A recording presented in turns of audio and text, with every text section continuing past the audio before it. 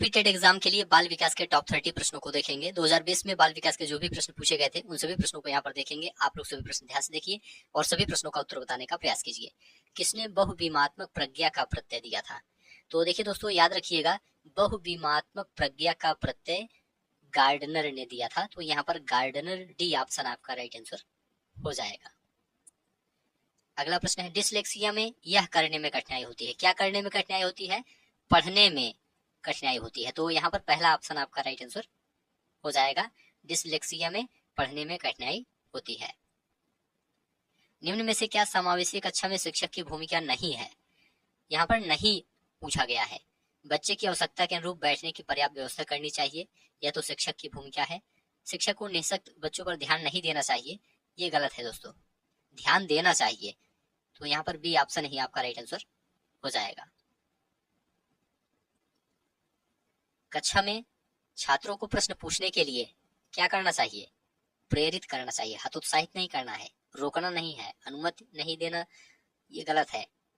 प्रेरित करना चाहिए, बी ऑप्शन आपका राइट आंसर हो जाएगा। बच्चे की वृद्धि मुख्यतः संबंधित है। बच्चे की वृद्धि मुख्यतः किससे संबंधित है? तो यह दोस्तों शारीरिक विकास से संबंधित है। वृद्धि, बच्चे की वृद्धि मुख्यतः शारीरिक विकास से संबंधित है। मानव विकास का प्रारंभ होता है। मानव विकास का प्रारंभ कहां से होता है? गर्भ अवस्था से, गर्भावस्था से होता है। ठीक है, गर्भावस्था से होता है। पहला ऑप्शन राइट आंसर हो जाएगा। द कंडीशंस ऑफ लर्निंग पुस्तक के लेखक कौन है? द कंडीशंस ऑफ लर्निंग पुस्तक के लेखक, तो देखिए दोस्तों, द कंडीशंस ऑफ लर्निंग पुस्तक के लेखक R.M. गैने हैं। यहाँ पर सी ऑप्शन राइट आंसर हो जाएगा। द कंडीशंस ऑफ लर्निंग के लेखक R.M. गैने हैं।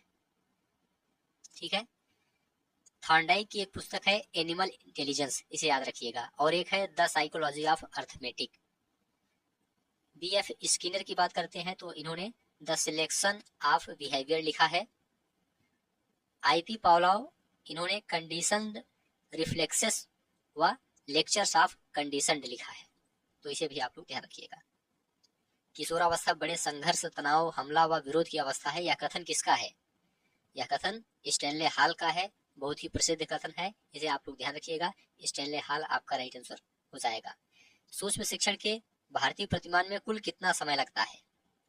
तो देखिए दोस्तों, कुल 36 मिनट का समय लगता है। सूक्ष्म शिक्षण के भारतीय प्रतिमान में कुल 36 मिनट का समय लगता है।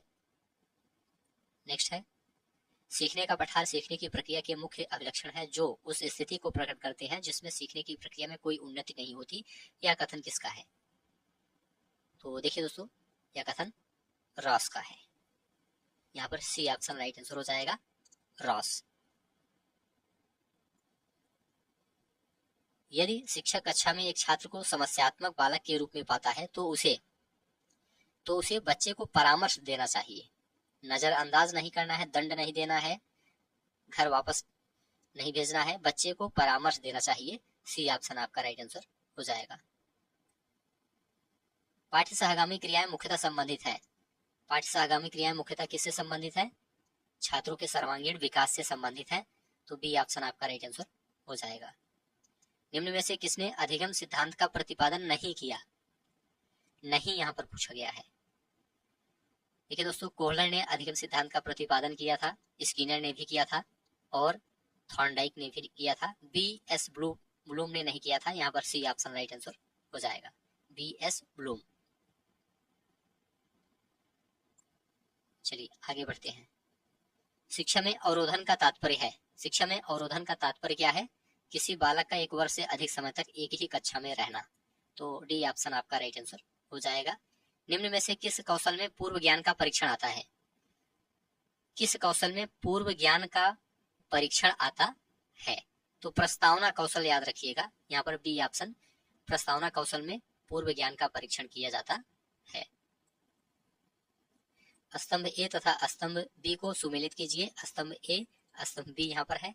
एनिमल इंटेलिजेंस, एनिमल इंटेलिजेंस को आप किससे मिलाएंगे? थॉर्नडाइक से मिलाएंगे।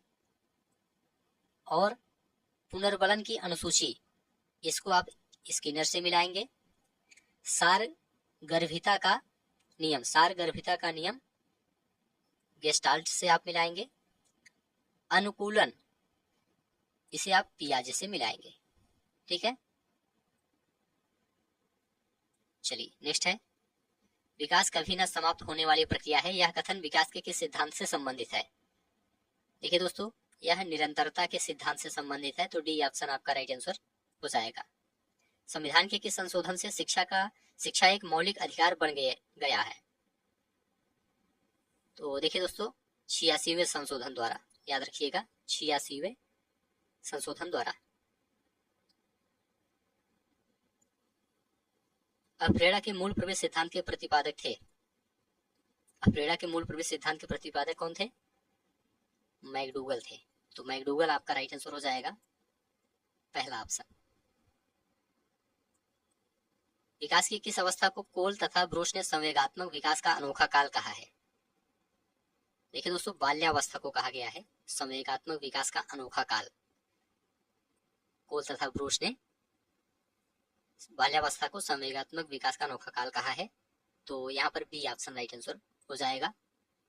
व्यवहार के कारण व्यवहार में परिवर्तन ही अधिगम है, यह किसने कहा है? तो देखिए दोस्तों, यह गिलफोर्ड का कथन है, तो गिलफोर्ड बी ऑप्शन आपका राइट आंसर हो जाएगा। सूची फर्स्ट को सूची सेकंड से सूची बी से सुमेलित करना है, सूची ए को। तो चलिए इसको मिलाते हैं। सबसे पहले ब्रूनर है, इन्हें आप किससे मिलाएंगे? सम प्रत्यय उपलब्ध शिक्षण प्रतिमान से मिलाएंगे।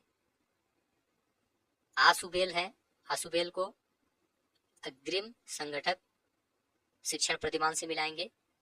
ग्लेजर, इन्हें बुनियादी शिक्षण प्रतिमान से मिलाएंगे। गार्डन, इन्हें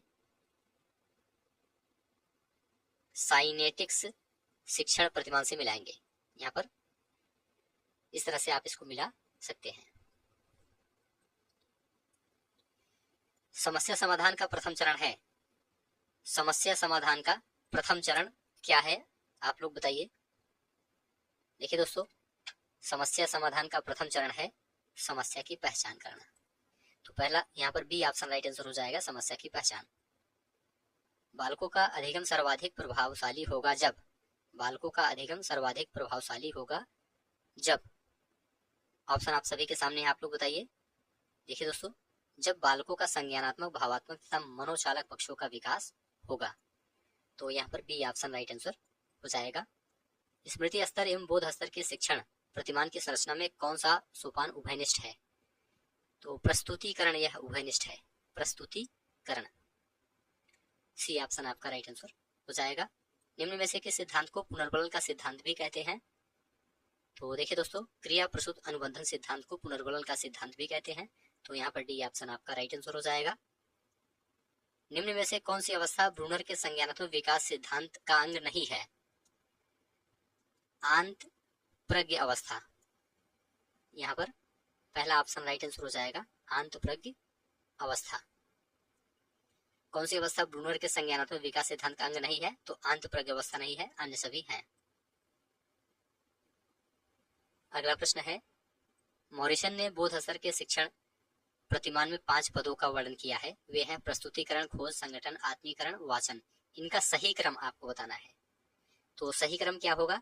सबसे पहले खोज आपका हो जाएगा, ठीक है, खोज या अन्वेषण। इसके बाद प्रस्तुतिकरण आएगा, तो 2-1 दोनों में है, बी और सी में 2-1, पहले 2 आएगा खोज, फिर 1 आएगा प्रस्तुतिकरण, फिर आत्मीकरण अथवा परिपाक। आत्मीकरण यहाँ पर है, तो इसके बाद चौथा आएगा, तो यहाँ पर बी ऑप्शन में देखिए 2-1-4। इसके बाद संगठन या व्यवस्था है, तो संगठन यहाँ पर तीसरे नंबर पर है, इसके बाद तीसरा यहाँ पर है संगठन, फिर वाचन, तो वाचन यहाँ पर है इसके बाद, तो बी ऑप्शन आपका राइट आंसर हो जाएगा। निम्न में से कौन सा संज्ञानात्मक क्षेत्र से संबंधित नहीं है? अनुमूल्यन या संज्ञानात्मक क्षेत्र से संबंधित नहीं है। अनुप्रयोग, बोध, ज्ञान या संज्ञानात्मक क्षेत्र से संबंधित है, लेकिन अनुमूल्यन संज्ञानात्मक क्षेत्र से संबंधित नहीं है। निम्न में से कौन सा अधिगम का वक्र नहीं है? अधिगम का वक्र कौन सा नहीं है? तो लंबवत, ये अधिगम का वक्र नहीं है। नतोदर, मिश्रित, उन्नतोदर है, लंबवत नहीं है, तो सी ऑप्शन लंबवत आपका राइट आंसर हो जाएगा। तो ठीक है दोस्तों, इस क्लास को यहीं पर समाप्त करते हैं। आप लोग जल्दी से कमेंट करके बताइए 30 प्रश्नों में आपका कितना स्कोर सही हुआ है।